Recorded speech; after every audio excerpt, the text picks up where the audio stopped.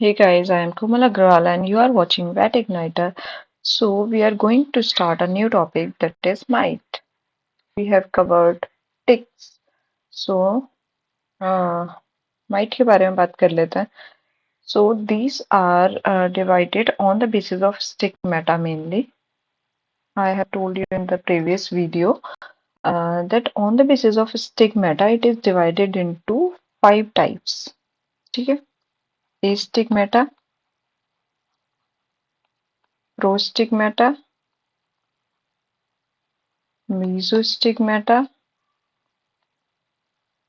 metastigmata,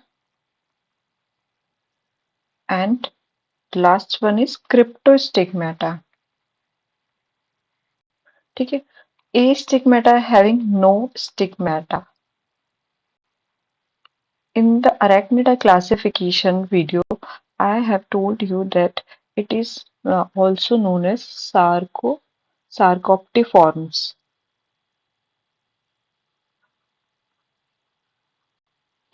Prostigmata is also known as Trombidiforms. Mesostigmata is also known as Gammacidae. And metastigmata mainly include ticks and this is covered, so इसको छोड़ो. And cryptostigmata means concealed stigmata जिसके अंदर पाया जा रहा है. तो इसके अंदर आते हैं बीटल माइट और या फिर ऑरिबेटेड माइट्स कह सकते हैं. ठीक है. तो ये हमारा माइट्स का क्लासिफिकेशन है. अभी ये जो एस्टिग्मेटा होता है हम आगे पढ़ लेते हैं. ये 5 क्लासिफिकेशन है तो इसमें हम मेटा वाला नहीं पढ़ने वाले हैं क्योंकि मेटा वाला किसी काम का नहीं है हमारा. ठीक है. तो हम एस्टिग्मेटा से शुरू करते हैं इसको. ठीक है. Just wait. So astigmata. Astigmata means a means no, stigmata no, having no stigmata. Astigmata इसको और क्या बोलते हैं? सार्कोप्टिफॉर्मिस. ये सब ऑर्डर है. ठीक है. अब इसके अंदर हमने 2 फैमिली पढ़ी थी, याद हो तो. 2 फैमिली पढ़ी थी. एक पढ़ी थी सार्कोप्टिडी और एक पढ़ी थी हमने सौरोप्टिडी. सार्कोप्टिडी के अंदर क्या थे? सार्कोप्टेस, नोटोएड्रस और नेमिडोकॉप्टस. ओके. एंड सौरोप्टिडी के अंदर हमने क्या क्या पढ़ा था? Genus Psoroptes, Chorioptes and Otodectes. इतना क्लियर होगा. तो जितने भी सार्कोप्टिडी वाले होते हैं वो बरोइंग माइट्स होते हैं और जितने भी सोरोप्टिडी वाले होते हैं वो नॉन बरोइंग माइट्स होते हैं. तो on the basis of location अगर हम इसको डिवाइड करें माइट को, तो हम इसको 2 टाइप्स में और डिवाइड कर सकते हैं, burrowing mites and non burrowing mites. अब बरोइंग माइट्स में कुछ और भी आते हैं जैसे कि प्रोस्टिग्मेटा से भी आते हैं, तो उसको आगे बताएंगे अभी. ठीक है. तो अभी हम ये वाला क्लासिफिकेशन कर रहे हैं सार्कोप्टिडिस टिडी वाला, सार्कोप्टस, नोटोएड्रस एंड नेमिडोकॉप्टस, सोरोप्टस, कोरियोप्टस एंड ओटोडैक्टस. ओके. तो हम इसके बारे में अब लाइन से पढ़ते हैं. तो हमने बताया कि ये बरोइंग माइट्स थे और हम सबसे पहले उसी से शुरू कर लेते हैं, नॉन बरोइंग माइट्स से. Non burrowing mites. Non burrowing mites में भी कौन से? सौरोप्टिडी फैमिली सिर्फ और सिर्फ. तो सौरोप्टिडी फैमिली का पहला मेंबर है सौरोप्टस. ठीक है. सौरोप्टस जो होता है, P for Psoroptes and P for, इसका जो माउथ पार्ट्स होगा वो पॉइंटेड होंगे और वो एडेप्टेड होंगे पियर्सिंग के लिए. तो पियर्सिंग में भी पी आ रहा है और पॉइंटेड में भी. तो ध्यान रखना है इसके माउथ पार्ट्स कैसे होते हैं? पॉइंटेड होते हैं. ठीक है. अब जनरली जो होते हैं मतलब माइट्स, उनके ऊपर स्पाइंस पाए जाते हैं बट इनके ऊपर कोई स्पाइंस नहीं होते हैं. No spines on dorsal surface. Okay. ठीक है. अभी जो थर्ड चीज है, एक हम मेन बात कर लेते हैं इसके बारे में कि इसका जो मेल होता है, मेल और फीमेल में डिफरेंशिएट करने के लिए, कि मेल का जो फोर्थ पेयर ऑफ लैग होता है स्मॉल होता है। ठीक है, इस चीज को ध्यान रखना। मेल और फीमेल में डिफरेंशिएट करना है तो कैसे करोगे कि मेल का जो फोर्थ पेयर ऑफ लैग है वो स्मॉल होता है। ठीक है, और अगर आगे देखोगे तो जो थर्ड लैग होता है, थर्ड लैग ऑफ फीमेल, उस पर लॉन्ग थिक सीटें पाई जाती है। ठीक है, ऐसे भी कर सकते हो। दूसरा पॉइंट मेल और फीमेल में डिफरेंशिएट करने के लिए। एक और होता है सकर। सकर इसका मेन फीचर है कि सकर के बेसिस पे डिफरेंशिएट करते हैं हम। तो जितने भी सौरोप्टेडी सौरोप्टेस से बिलोंग करते हैं, सौरोप्टेस जीनस से, उन सब के अंदर फनल शेप सकर पाए जाते हैं विथ जॉइंटेड पेडिसिल। ठीक है, अभी क्या है, ये जो होते हैं सकर, इसको सकर को भी हम मेल और फीमेल से डिफरेंशिएट कर सकते हैं, सकर के बेसिस पे भी। तो सकर जो फीमेल में और मेल में, ठीक है, तो जो फीमेल में सकर होता है, अगर हम सौरप्टेस की बात करें तो फीमेल में सकर 1 2 और 4 पे पाया जाता है। 1 2 और 4। और मेल की बात करें तो ये जो है 1 2 और 3 पे पाया जाता है। ठीक है, मतलब ये लेग्स हैं। टोटल 4 लेग्स होती है ना, 1 2 3 4, 4 पेयर्स ऑफ लेग्स। तो 1 2 और 4th में पाया जा रहा है तो वो फीमेल है। अगर 1 2 और 3 में पाया जा रहा है सकर तो ये मेल है। ठीक है, इतना ध्यान रखना। चलो अब हम आगे आ जाते हैं। सोरोप्टिस की बात हो रही थी, तो जो सोरोप्टिस क्यूनिकुलाई होती है वो ईयर कैंकर कॉज करता है रैबिट्स में। ये बहुत इंपॉर्टेंट है, ये याद कर लेना है। एक जो सोरोप्टस ओविस है वो उससे भी ज्यादा इम्पोर्टेंट है। ठीक है, तो सोरोप्टस ओविस जो होता है वो स्केबीज कॉज करता है। ठीक है, शीप के अंदर। तो अभी इस पे एक शॉर्ट नोट्स भी आ जाता है कि सोरोप्टस ओविस एक्चुअली में कैसे कैसे मतलब कर रहा है। तो जितने भी बरोइंग माइट्स या फिर नॉन बरोइंग माइट्स जो भी है, माइट्स जनरली क्या करते हैं कि वो हमेशा ऑन द होस्ट रहते हैं। बट सोरोप्टस ओविस की एक खासियत है कि ये ऑफ द होस्ट भी काफी दिनों तक और काफी वीक्स तक रह सकता है। ठीक है, और आगे आ जाते हैं हम अभी। ठीक है, तो अगर इसको बोलते हैं स्केबीज माइट ऑफ शीप। तो जो माइट जो होते हैं वो स्प्रेड होते हैं डायरेक्ट कांटेक्ट से। जैसे एक डॉग दूसरे डॉग के कांटेक्ट में आया तो वो इन्फेक्ट हो जाएगा। ठीक है, डायरेक्ट कांटेक्ट से स्प्रेड होते हैं। और जो इसमें जो स्केबीज में है वो स्कैब टाइप लीजन आते हैं, स्कैब टाइप लीजन। ठीक है, ये जो है, ये मतलब इसके बीच की कंडीशंस में क्या क्या होता है कि इन्फ्लेमेशन होता है, एक्यूमुलेशन हो जाता है कोगुलेटेड सीरम्स का, सारे जहां जहां भी अफेक्टेड एरिया होते हैं वूल पे, मेनली शीप की वूल पे और हेयर्स पे। तो जिसकी वजह से जो वूल है वो लूज होने लगती है और वो मतलब निकल निकल के आने लगती है वो, क्योंकि वहां पे इचिंग कॉज करता है। तो इचिंग से वो बाइटिंग करता है, स्क्रैचिंग करती है शीप, तो जिसकी वजह से वूल पुलिंग के केसेस देखने के लिए मिलते हैं। फाइनली जो शीप है वो इमेशिएटेड हो जाती है, काफी लीन दिखेगी, थिन दिखेगी। ठीक है, और फिर उसकी फाइनली डेथ हो जाती है जिसकी वजह से। ठीक है, और तुम्हें जो डायग्नोसिस में देखोगे तो क्रिस्टी लीजन्स देखने के लिए मिलेंगे। ठीक है, सोरोप्टिस के केस में। ऐसे ही सोरोप्टिस बोविस भी होती है, तो ये डिपेंड करता है। तो sheep scabies is caused by Psoroptes ovis and man scabies जो होता है वो सार्कोप्टिस की वजह से होता है, सोरोप्टिस की वजह से नहीं। तो ये भी ध्यान रखना है। ऐसे सोरोप्टिस इक्वाई भी होता है, तो सोरोप्टिस इक्वाई भी है, बोविस भी है। ठीक है, इतना ध्यान रखना। अब हम नेक्स्ट पढ़ लेते हैं। जो हमारा दूसरा था वो था कोरियोप्टिस। ठीक है, क्या था?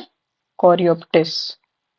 सोरियोप्टिस और कोरियोप्टिस में एक बार देख लेंगे हम डिफरेंस। ठीक है, तो अगर हम इसके माउथ पार्ट्स की बात करें तो इसके माउथ पार्ट्स जो होते हैं वो राउंडेड होते हैं और वो च्युइंग टाइप होते हैं। देखो, सी फॉर च्युइंग और सी फॉर कोरियोप्टिस।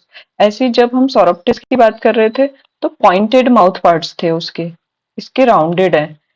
उसके जो माउथ पार्ट्स थे वो किसके लिए, पियर्सिंग के लिए बने थे और ये च्युइंग के लिए। ठीक है।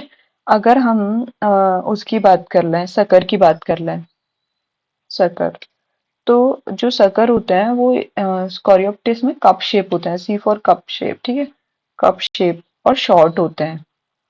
बट अगर सोरोप्टिस में बात करें तो क्या बताया था, फनल शेप होते हैं।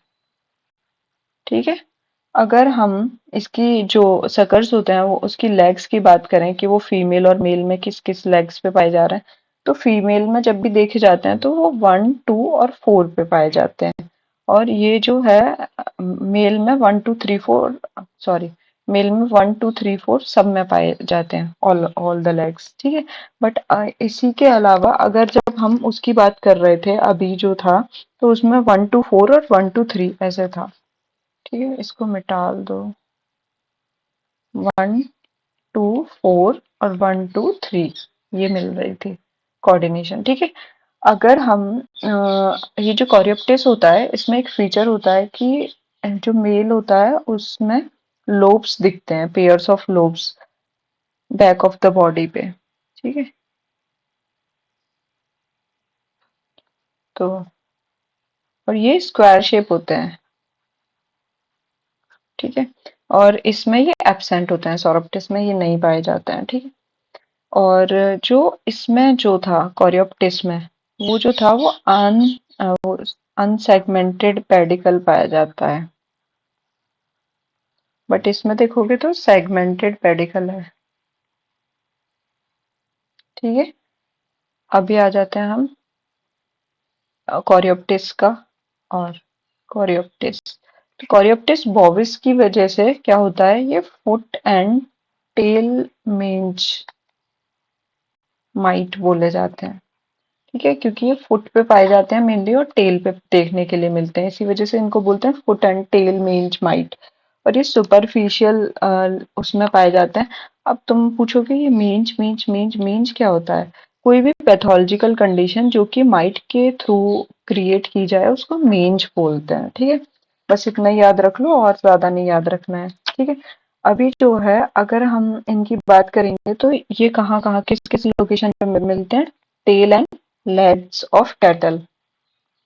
ठीक है।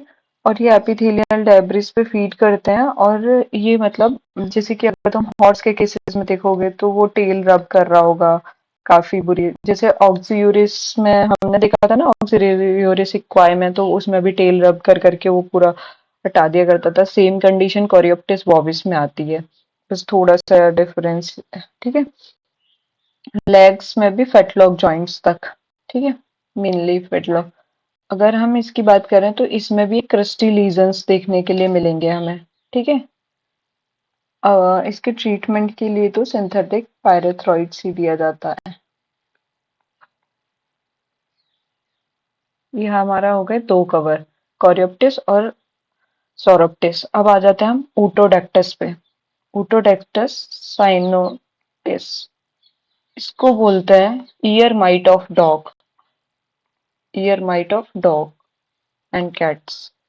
ठीक है। अभी हमने कौन कौन से कवर कर लिए, देखो, सोरोप्टिस, सोरोप्टिस क्या कॉज कर रहा था, स्केबीज। ठीक है, इन शीप, ध्यान रखना ये भी, क्योंकि स्केबीज इन मैन मैंने क्या बताया था, इसको भी यहीं लिख देती हूँ। स्केबीज इन मैन जो होता है वो सारकोप्टिस की वजह से होता है। ठीक है, ये इसमें कॉज कर रहा है। अब आ जाते हैं हम कोरियोप्टिस पे। कोरियोप्टिस क्या कॉज कर रहा है, foot and tail mange mite बोला जाता है। ठीक है, मेंज वाली कंडीशंस क्रिएट कर रहा है। अगर इसकी बात करें तो ये year might of dog and cats बोला जा रहा है। ठीक है, ये जो होता है ओटोडक्टिस ये सिमिलर होता है एग्जैक्ट कोरियोप्टिस जैसा। कोरियोप्टिस का माउथ पार्ट्स बताया था कैसा था, राउंडेड था, च्यूइंग के लिए बना था। ठीक है, अनसेगमेंटेड पेडिकल थे, ठीक है, यही सब तो बताया था। बट इसमें एक डिफरेंशिएटिंग फीचर होता है कि इसका जो पोस्टीरियर लोब होता है वो डिस्टिंक्ट नहीं होता है। वो बस यही फीचर है। ये क्या करता है, ये जितने भी मतलब डॉग वगैरह के जो ईयर्स होते हैं उसमें ये ओटाइटिस कॉज करा देता है। ओटाइटिस क्या होता था, इन्फ्लेमेशन ऑफ ईयर। ठीक है।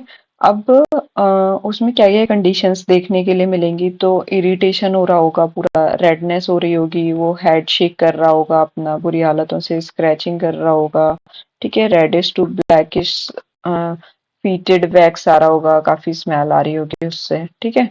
और जो है डार्क सेरेमन बोलते हैं, मतलब जो वैक्स है वो डार्क कलर का आ रहा होगा। ठीक है, काफी ज्यादा प्रोडक्शन हो रहा होगा।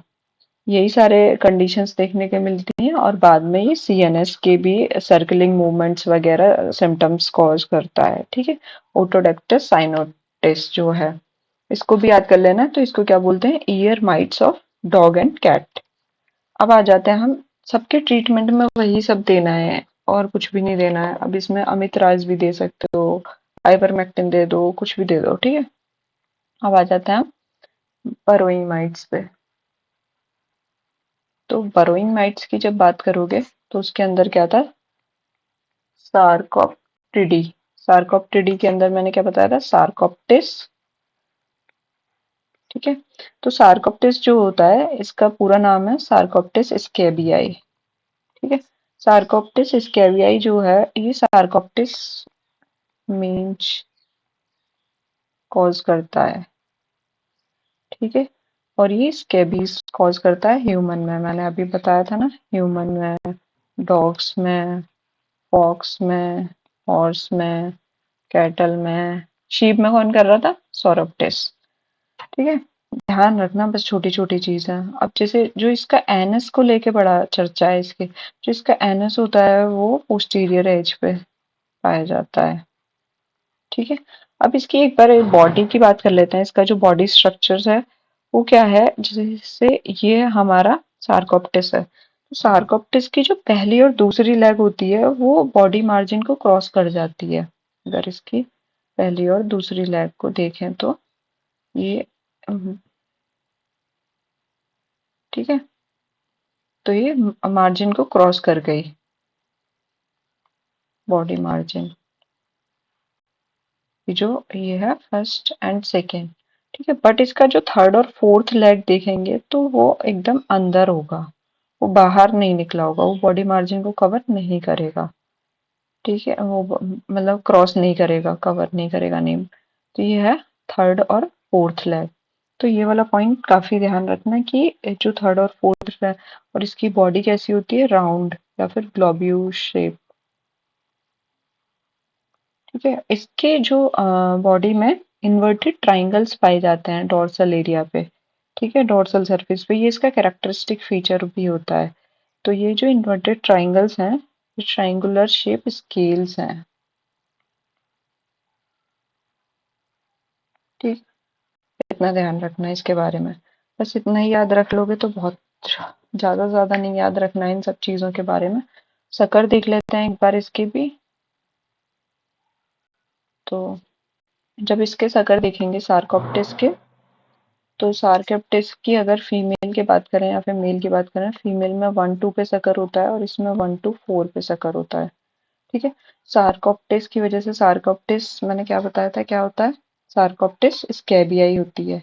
सारकोप्टिस स्कैबियाई जो है वो उस कंडीशन में इंटेंस प्यूराइटिस कॉज होती है। इंटेंस प्यूराइटिस, देखो कभी भी डिमोडेक्स और सारकोप्टिस स्कैबियाई दोनों का केस आएगा, बड़ा कंफ्यूजन होगा। तो मतलब लीजन सेम होंगे बट तुम्हें देखने के लिए मिलेगा कि अगर प्रूराइटिस है इंटेंस तो वो सारकोप्टिस का केस होगा। पर डिमोडेक्स के केस में हमेशा सेकेंडरी इन्फेक्शन की वजह से प्रूराइटिस होती है, कभी खुद से नहीं होती है, मतलब। ठीक है, तो क्या याद रखोगे कि इंटेंस प्लूराइटिस हो रही है तो इस सारकोप्टिस का केस है मेनली, अगर तुम्हें तो। और ये जनरली कहाँ, किस एरिया में देखने को मिलेगा, जहां पर लेस हेयर्स होंगे, जैसे कि हॉक पे, एल्बो पे, या फिर मजल पे। ठीक है, इन सब जगह पे पाया जाएगा ये। ठीक है, अब अगर इसकी लाइफ साइकिल की तो वैसे क्या ही बात करें कि ये बरोइंग माइट्स है, तो ये स्किन में जाके टनल क्रिएट कर लेता है, वहां पे एग एग ले कर देगा, सारे के सारे वो लार्वा में कन्वर्ट हो जाएंगे, फिर लार्वा निम्फ में कन्वर्ट हो जाएगी। वो जो निम्फ है वो भी मतलब इसी टनल में होगी, जैसे ही वो अपना डेवलपमेंट करके अडल्ट बनेंगे फिर वो मीट करेंगे। तो अडल्ट जो होते हैं वो क्या करते हैं, वो नई टनल में चले जाते हैं, एक और नई टनल बना लेते हैं। ठीक है, और फिर वो वहां पर जाके रहने, और वो जो नई टनल होती है वो स्ट्रेटम कॉर्नियम तक जाती है, स्ट्रेटम कॉर्नियम। ठीक है, तो ये पूरा जो मतलब वो होने में 3 वीक्स लग जाते हैं अप्रोक्स अप्रोक्स, ऐसा माना जाता है। तो बस यही ध्यान रखना है कि लाइन से यही सब चलता रहता है, लाइफ साइकिल भी कुछ ऐसी खास नहीं होती है। सार्कोप्टेस में जो याद रखना है, सार्कोप्टेस स्कैबियाई कॉज करता है, जिसमें इंटेंस प्लूराइटिस होती है, हाइपर सेंसिटिविटी वाली कंडीशंस आती हैं। बस इतना ही ध्यान रखना है।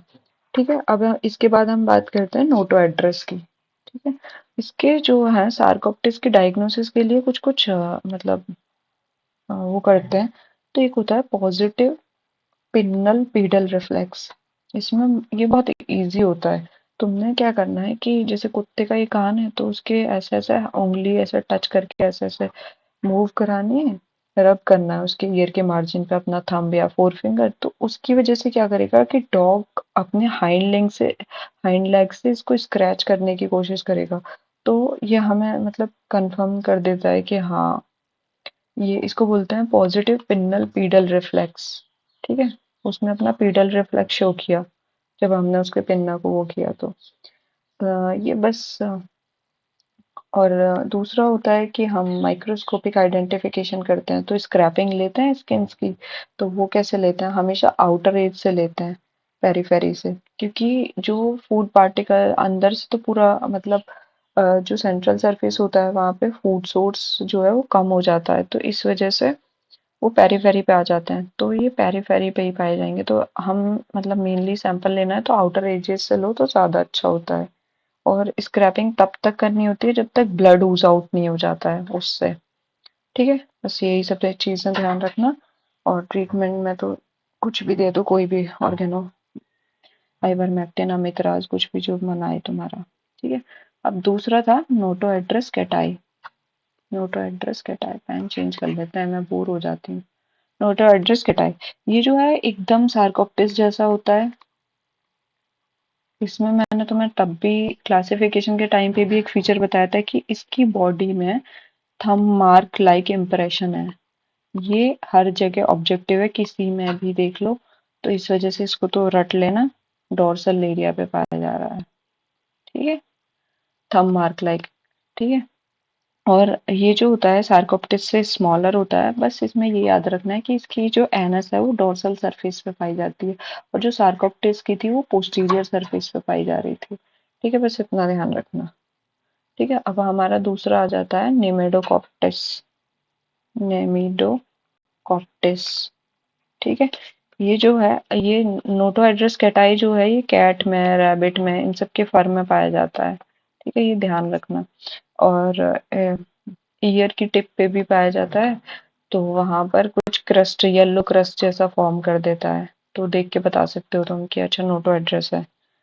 ठीक है, ऐसे ही अगर इसकी बात करें तो ये भी एकदम सार्कोप्टिस जैसा ही होता है। बस इसका भी एनस जो है वो डोर्सल सरफेस पर है।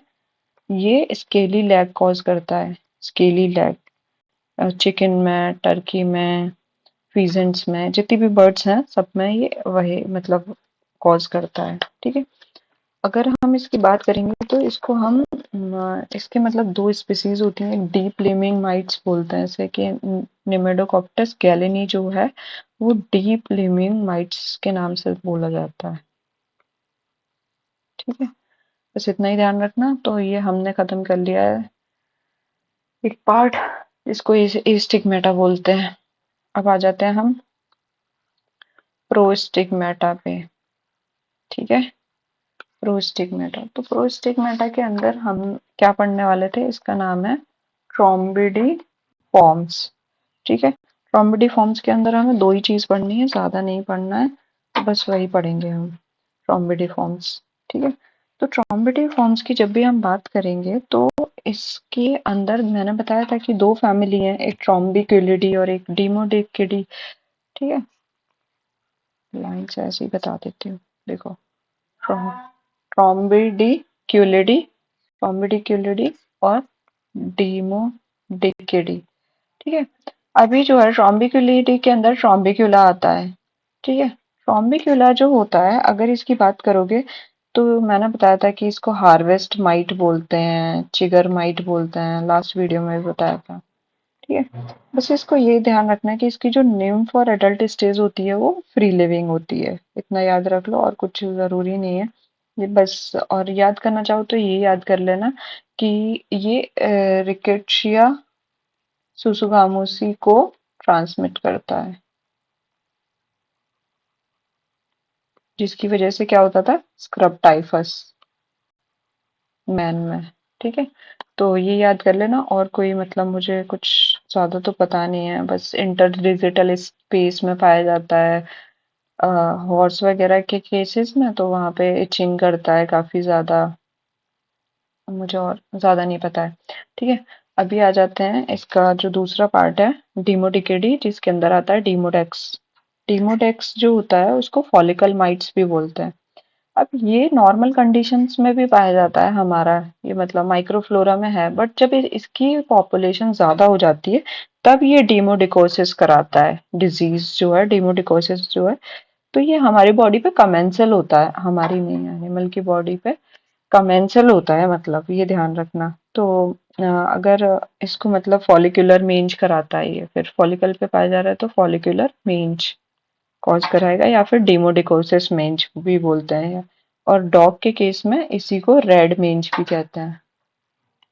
ठीक है, एक बार डेमोडेक्स का डायग्राम देख लो, क्योंकि वो काफी अच्छा सा होता है, तो एक बार वो देख लो, वो अच्छा है। ठीक है, अब डेमोडेक्स की काफी स्पीसीज भी हैं, जैसे डेमोडेक्स कैनिस कुत्ते में, कैटाई कैट में, बॉविस बोवाइन में, ओविस शीप में, कैपरी जो है वो गोट में हो गई, इक्वाई हॉर्स में हो गई, है ना। और फॉलिक्यूलोरम जो होती है वो मैन में होती है, और पिग में होती है फाइलॉइड्स। बस दो ही याद करनी है तुम्हें, बाकी तो तुम्हें सब याद ही है, क्या ही याद करना है। ठीक है, अब मैं डायग्राम बना रही हूँ, वो देख लो एक बार। तो ये जो होता है इसका अगर डायग्राम अगर देखोगे तो इसका मतलब मैं जो मेन दिखाना चाह रही हूँ इसमें, ये स्टम्पी लेग्स पाई जाती हैं, 4 पेयर्स।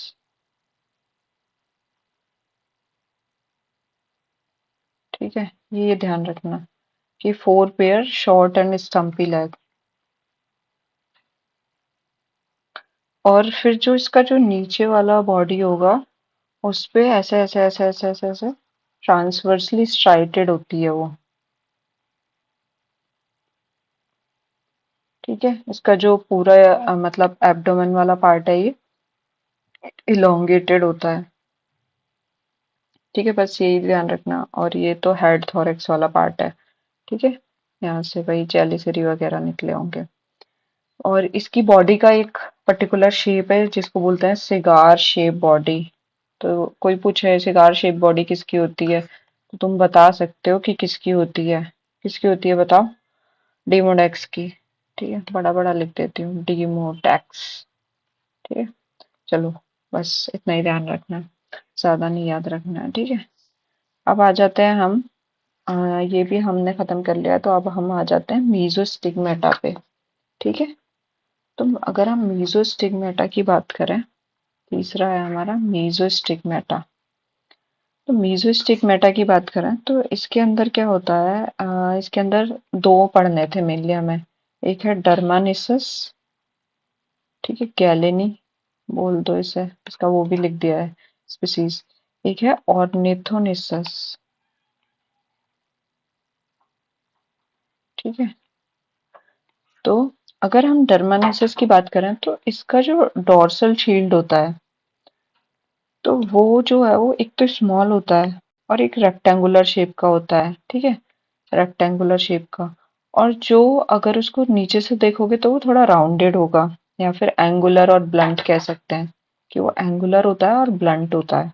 बट इधर ही इसकी बात करूँ तो इसका लार्ज है और ओवल शेप है और पॉइंटेड होता है पोस्टीरियर एंड पे। ठीक है, ये चीजें याद कर ली। अब अगर इसकी बात करें तो स्टर्नल प्लेट जो होती है वो इसके अंदर एब्सेंट है और इसके अंदर प्रेजेंट है। अब मेन जो चीज है अब वो देखो कि डर्मनिसस क्या है। डर्मनिसस जो होता है उसको बोलते हैं रेड माइट ऑफ पोल्ट्री।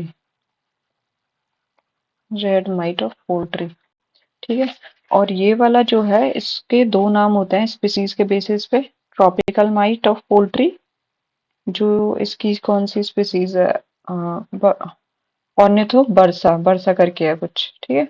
ऑर्ने मतलब ये याद कर लेना, ऑर्निथोनिसस बरसा वो होता है ट्रॉपिकल माइट। और एक होता है नॉर्दर्न फाउल माइट। तो वो जो होता है ये ट्रॉपिकल फाउल माइट है। और ये नॉर्दर्न फाउल माइट जो है वो होता है ऑर्निथोनिसस सिल्वेरियम।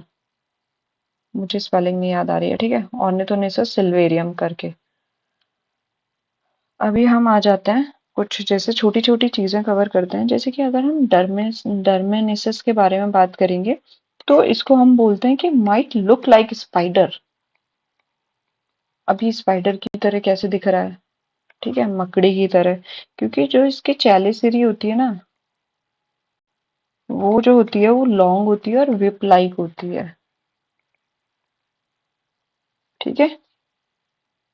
आई होप इतना समझ में आ रहा होगा। अब ये जो डर्मानिसस होता है ये ट्रांसमिट करता है बोरेलिया एंसेरेना को। बोरेलिया एंसेरेना, बताओ क्या कॉज करती थी। बोरेलिया एंसेरेना कॉज करती थी स्पाइरोकेटोसिस, फाउल स्पाइरोकेटोसिस, ठीक है। तो ये उसको कॉज करता है। अगर हम इसी की जगह ऑर्निथोनेसस की बात करेंगे तो वही है, बस वो नॉर्दर्न माइट ऑफ पोल्ट्री बोला जाता है, ठीक है। अब हमारा कौन सा ग्रुप बचा। देखो मेटा वाला तो पढ़ना नहीं है हमें क्योंकि मेटा तो हमने टेक्स्ट में कवर कर लिया है। अब आ जाता है वो क्रिप्टो। तो क्रिप्टो के अंदर बस ऑरिबेटेड माइट्स आता है। तो अगर कोई भी कंफ्यूजन हो तो तुम कमेंट्स में पूछ सकते हो।